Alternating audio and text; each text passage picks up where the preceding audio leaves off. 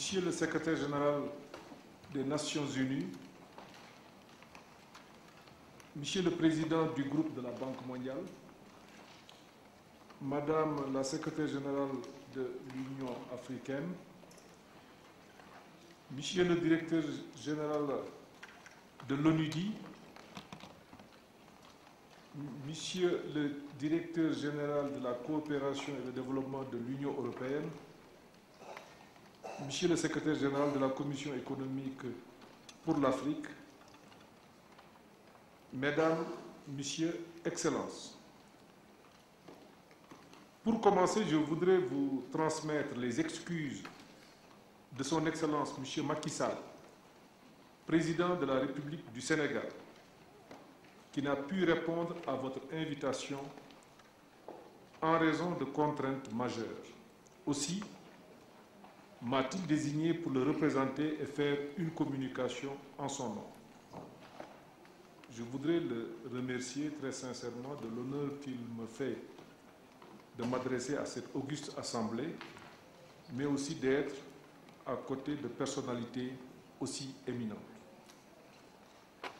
C'est donc un grand plaisir pour moi de me retrouver avec vous dans le cadre de ce troisième forum de l'ONUDI sur le développement industriel inclusif et durable, organisé en coopération avec les gouvernements de l'Éthiopie et du Sénégal sur le thème « Le financement pour le développement industriel inclusif et durable ».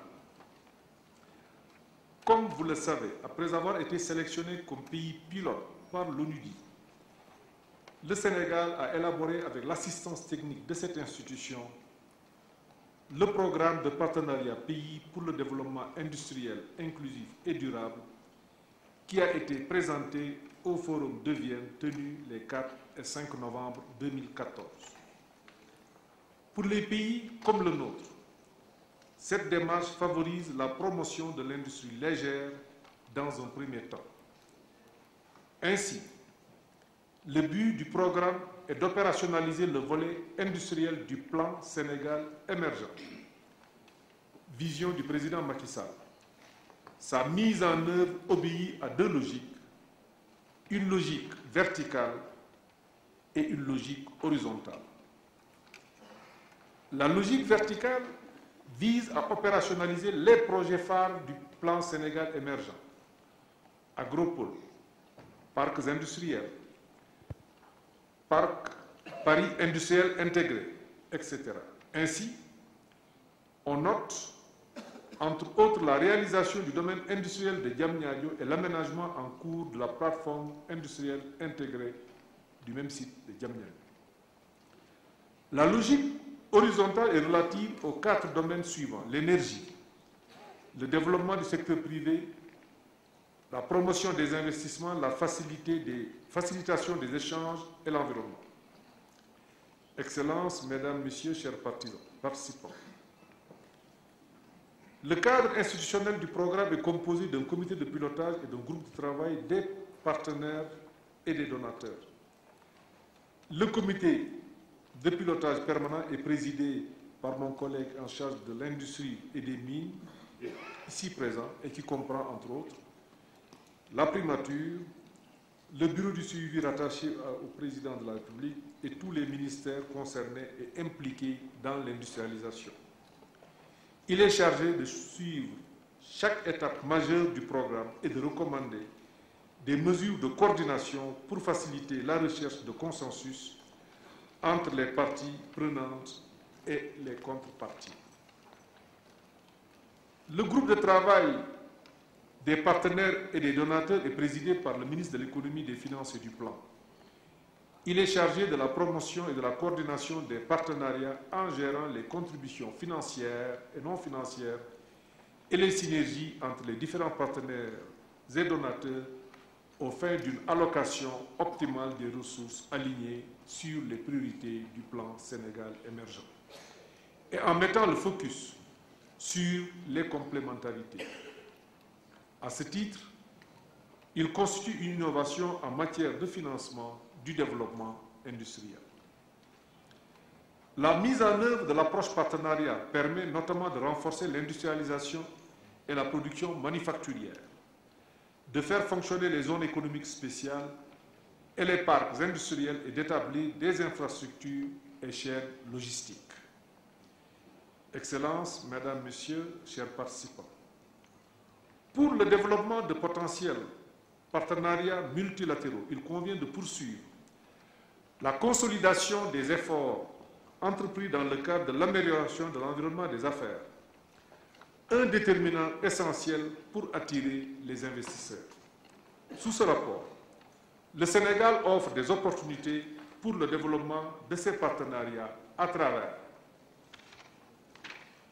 une fiscalité de droit commun incitatif, une stabilité du cadre macroéconomique, une stabilité politique et une vision sur le long terme définie dans le plan Sénégal émergent, une loi relative au partenariat public-privé favorable au transfert de technologies, la signature de plusieurs conventions de non-double imposition et d'accords de protection et de promotion des investissements, une chaîne judiciaire spécialisée et allégée.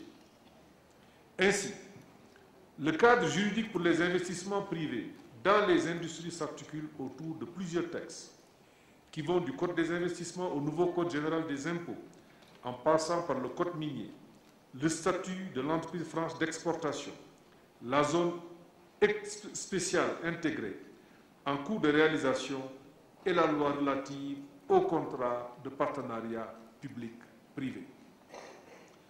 Le recours au partenariat public-privé constitue un des leviers essentiels de la modernisation des économies d'Afrique.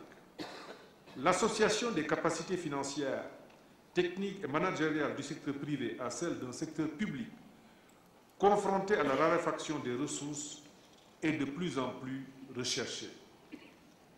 Sur le continent africain, les PPP sont fortement développés pour exploiter des ressources naturelles dans le domaine minier ou celui de l'énergie et pour construire des infrastructures de transport routier, portuaire et aéroportuaire.